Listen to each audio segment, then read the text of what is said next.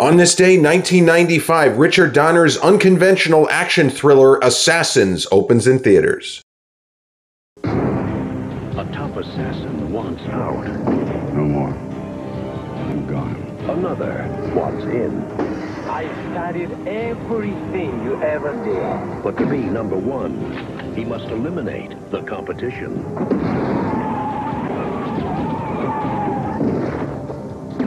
Sylvester Stallone, Antonio Banderas, Assassins, directed by Richard Donner. Rated R. Starts Friday, October 6th at a theater near you. And we're back in the studio. Welcome to the Confessions of a Not So Dangerous Mind podcast. I'd like to thank you all for spending some of your early Sunday evening with me here in New York. Once again, we're going to skip past all that promotional jazz and get right to the guts of the episode. I'm a little bit under the weather. I apologize if I sound more nasally than usual, but we're working. We just continue to grind and continue to hopefully produce great content for all of you out there. So today marks 29 years since a movie that under different circumstances I would just classify as a guilty pleasure because its star, Sylvester Stallone, specialized in guilty pleasure movies. I've already had, I think, 6 Sylvester Stallone movies in the Guilty Pleasure Movies ongoing series of the Confessions of a Not So Dangerous Mind podcast. But this movie, I don't know that I necessarily would classify as a guilty pleasure. Certainly, Stallone and the director, Richard Donner, and the writers, it was actually the Wachowskis a couple of years before they wrote The Matrix that did this one. They were trying to make a different kind of action movie. And there are moments in Hollywood where people try to do something a little off the beaten path, or they become preoccupied with doing something, and it is to the film's ultimate detriment. And for example, the late, great Oscar-winning screenwriter William Goldman, an author who wrote Marathon Man, he wrote The Princess Bride, All the President's Men, among many others. William Goldman recalls taking a meeting with Chevy Chase in early 1991 as they were going over things that Chevy, as the star, wanted to be in the movie version of H.F. Saint's fantastic novels, one of my dad's favorite books, Memoirs of an Invisible Man. And Chevy Chase was obsessed with this notion. He wanted the film to really go deep into the loneliness of invisibility. And William Goldman said in his book, Which Lie Did I Tell? Once I understood that he was serious, I knew the film was going to suck. It was just, that's not something that you should be trying to do here. Well, in Assassins, I feel like they made the wrong movie. They were attempting to apply art cinema techniques to an action film. And it's okay, but there's a better movie in there just trying to get out. It's like they caged up all the good stuff and they left the Alan Rene. Like if Alan Rene made an action movie, it would be something like this. So it's not a guilty pleasure movie. It's a film that I like and I enjoyed. I saw it on its opening day, 1995. I gave it 3 stars out of 4, but it should have been better because the pieces were in place. They had a very confident production and Donner was still knocking them out. No problem.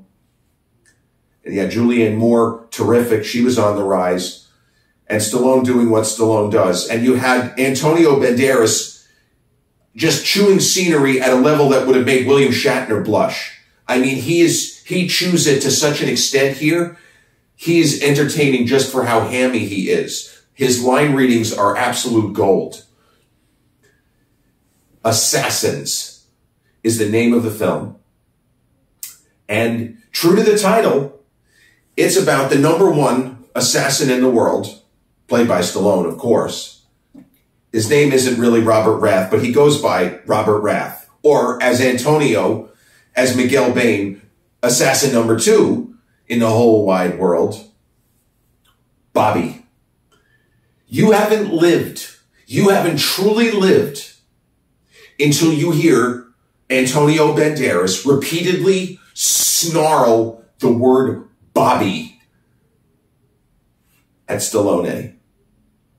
Bobby, I think I picked the wrong guy to be my hero. It is just an epically over-the-top performance by Banderas.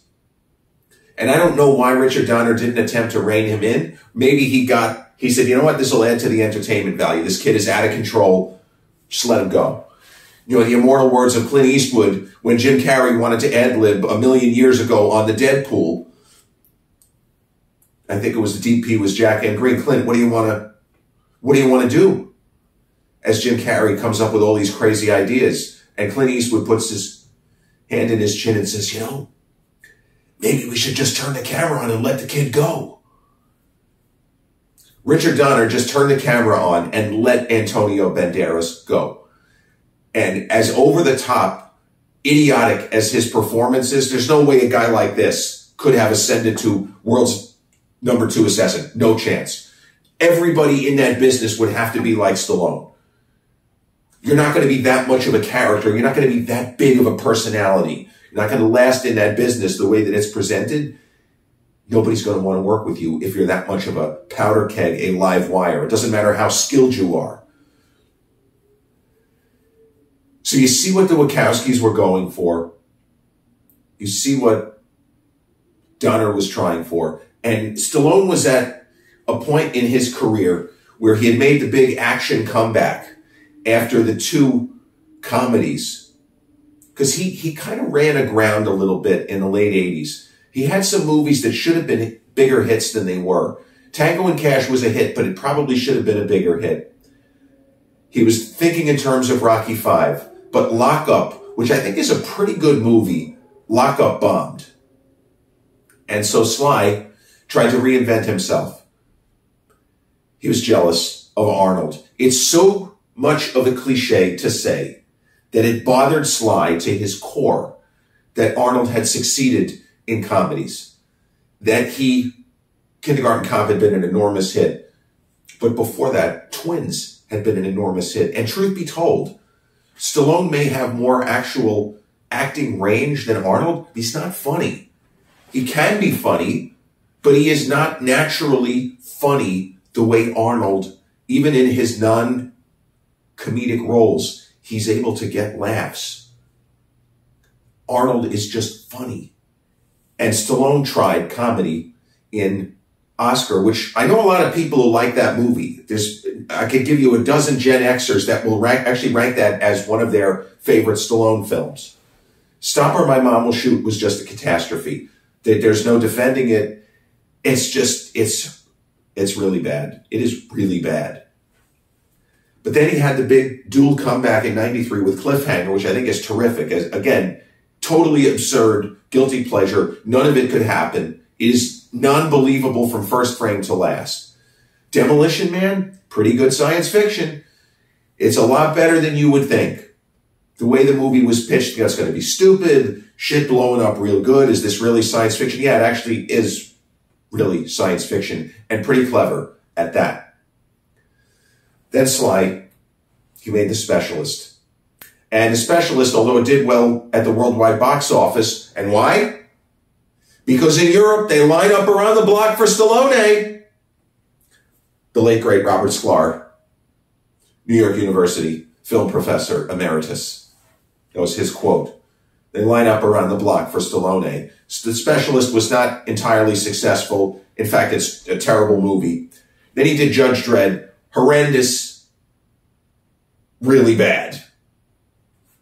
So he knew enough about the movie business to know The Specialist might make money. Great cast. James Woods, also a guy famous for chewing scenery. He just out-chews even Rod Steiger, who's preposterous in that movie as a Cuban crime boss. Rod Steiger as a Cuban crime boss. Next thing you know, in the immortal words of Orson Welles, they'll make me cast Charlton Heston as a Mexican. Oops, they already did that.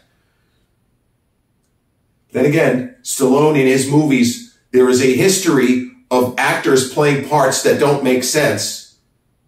Tango and Cash, the great Oscar winner, Jack Palance, right? All-timer. He won the Oscar 2 years after Tango and Cash. He plays a crime boss named what?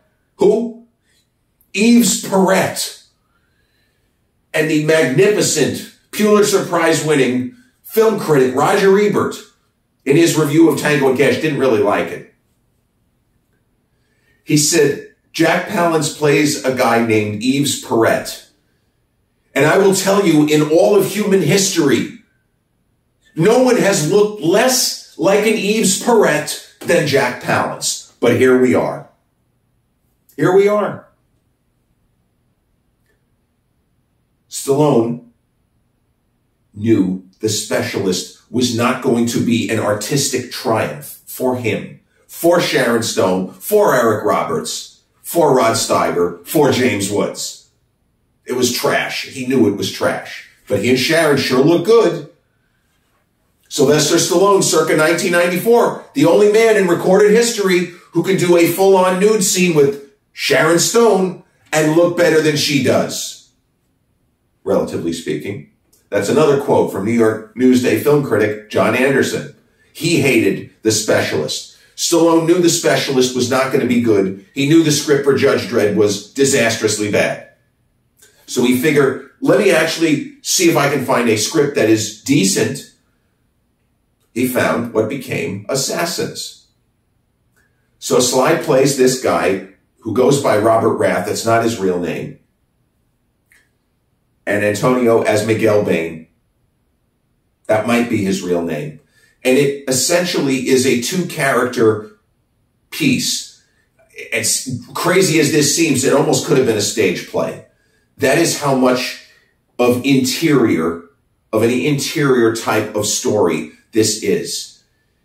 There's a lot of dialogue scenes of just characters chit-chatting, or as Antonio's Miguel Bain says, chit-chat, no more chit-chat. They end up on the same assignment. They're both supposed to bump off Julianne Moore's character. She knows too much. Never heard that one. It's a completely new concept, right? Somebody knows too much. And then the kind of dance of death between the two guys unfolds. Now, Banderas' character being such a live wire, it does kind of tie into the story. His impatience comes into play in the final third, where Stallone he knows that Antonio's going to try to kill him, and Julianne Moore. But again, it's the sort of thing where he can't just kill him. He has to kill him a particular kind of way, or he's not going to kill him at all. It's not enough. There's Robert Rath. I'm going to shoot him. No. Can't do that. It has to be very, very precise. Or as he puts it, it's different when you kill a woman.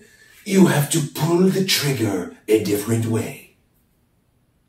Whatever that means. So the impatience of Miguel Bain. Stallone has this extended scene where he's having a cup of coffee, he's talking with Julianne Moore, and he knows that Antonio's not going to take a shot at him because he has to go into a bank and he has to wait for a shit ton of money. And Sly, it's some of his best work in the decade. With all of the pressure, Julianne thinks she's going to die, and Antonio is losing his shit because everything is just taking so damn long. And Sly is just in the bank. He's just sitting and waiting. It's about 120 degrees outside. He's just sitting and waiting, and he is as cool as ice. Checks his watch.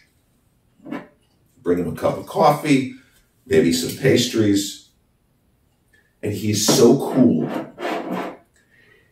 See, Stallone always has had it in him to be a better, I would argue, film actor than he's shown, because he has made a lot of movies where he was simply, as he put it, I'm a piece in an erector set.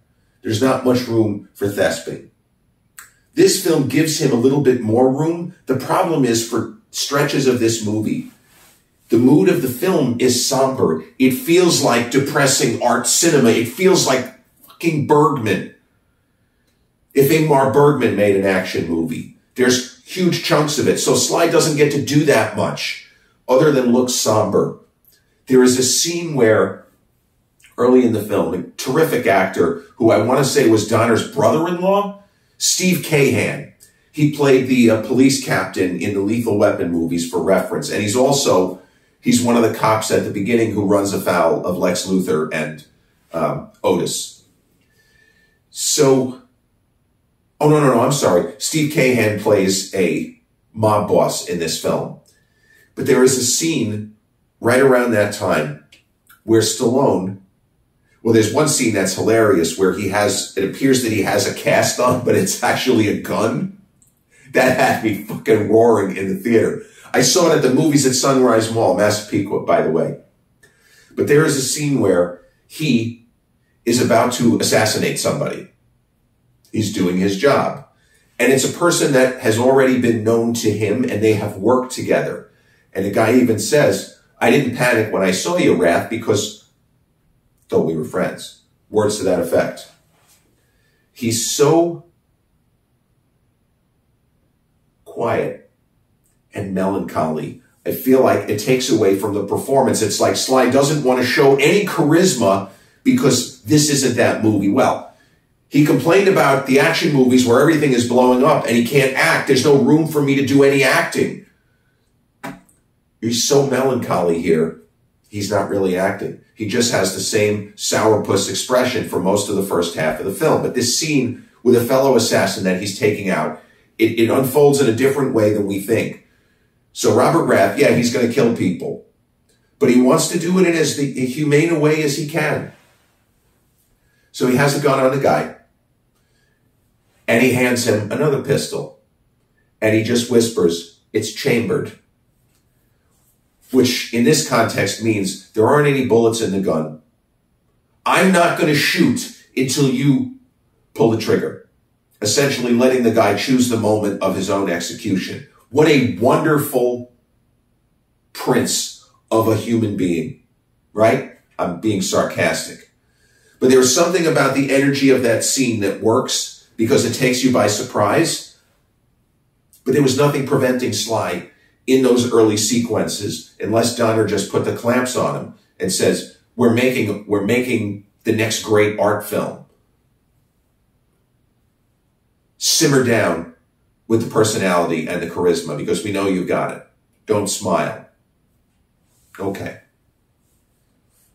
And there are other moments in the movie that take you by surprise, but not in the way that you expect.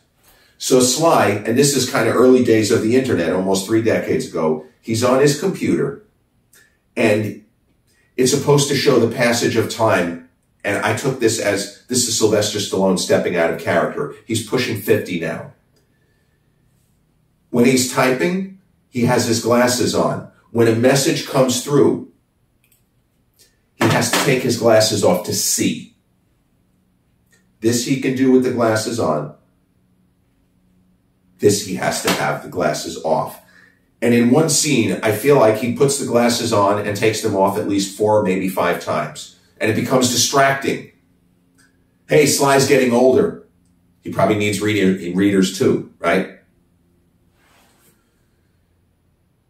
I remember when Assassins, I think that it landed on Netflix a couple of years ago. And similar to a lot of kind of 90s films with big names, Clint Eastwood's Absolute Power was one that had a successful run on Netflix, where you had articles being written, you know, forgotten Clint Eastwood film surprises new audiences. And there's nothing wrong with that.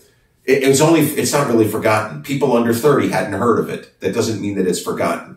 But Assassins was in that category where it's like, I don't even know that it's on second tier as far as Stallone, because he made a lot of movies that are shit, like The Specialist, like Over the Top, like Cobra, like Tango and Cash, like Get Carter, like Daylight.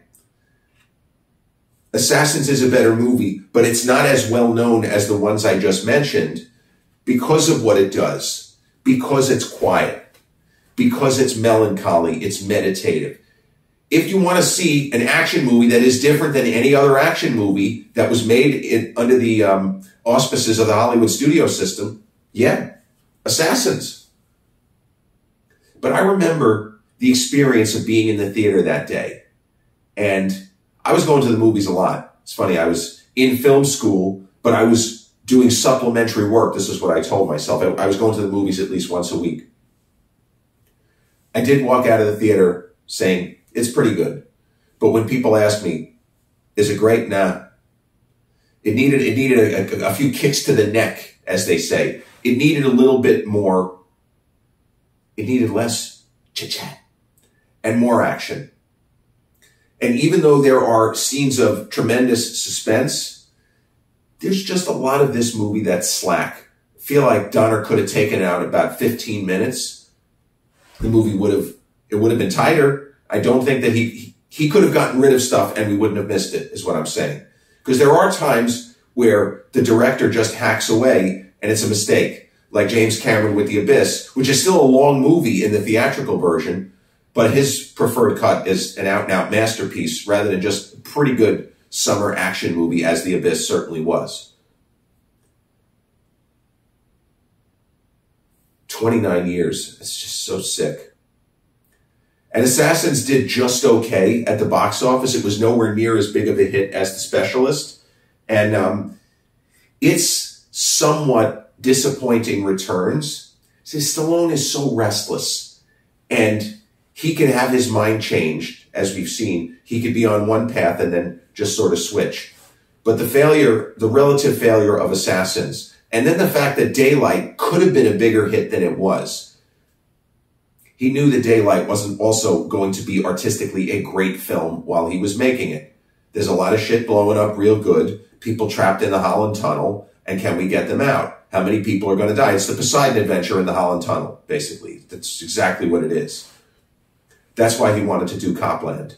He wanted to test himself. He wanted to do some old school film acting. But Assassins is a very curious movie. And as a curiosity, I recommend everybody see it.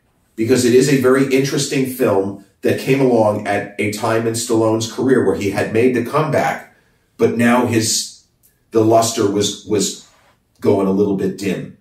Because a lot of people hated The Specialist, despite the fact that it made so much money. And Judge Dredd was just an enormous bomb. It was a huge bomb relative to cost. It was not a cheap film. And, you know, Sly, for all of his incredible creative force, the life force that he has, he's just made a lot of really terrible movies. That's another thing that's different with him and Arnold. And if you want to throw Clint Eastwood in there, Sly has just made a lot of bad movies. And so his kind of spidey sense has failed him a lot. Assassins is not a bad movie. It is not altogether successful, but I maintain, just as when I first saw it all those years ago, it's a 3-star film. But it is a very interesting movie, especially if you know going in, this is not a conventional action movie. If you read the description, it sounds like it. 2 rival assassins look to take the other out. But there's a lot more going on. You could even say there's a lot less going on. It is quiet. It is meditative. It is melancholy.